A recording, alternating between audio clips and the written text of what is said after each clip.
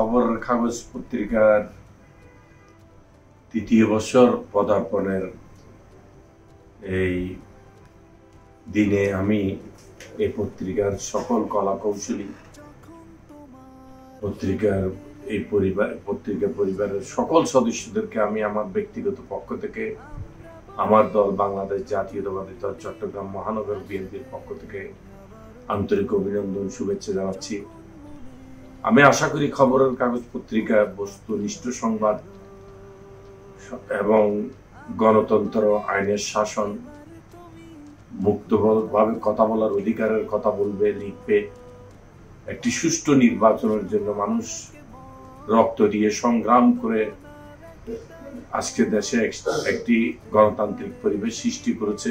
এই পরিবেশ যাতে গণতান্ত্রিক পরিবেশের ধারা যাতে অব্যাহত থাকে এবং সুষ্ঠু নির্বাচনের যে প্রক্রিয়া সেটা যে ত্বরান্বিত করার যে সংগ্রামে এখনো আমরা লিপ্ত আছি, সে সংগ্রামের কথা তুলে ধরবে। এই পত্রিকার সকলকে আমি আবারও সকল কলা কৌশলী পরিবার বর্গকে আমি আমার ব্যক্তিগত পক্ষ থেকে লাল গোলাপ শুভেচ্ছা।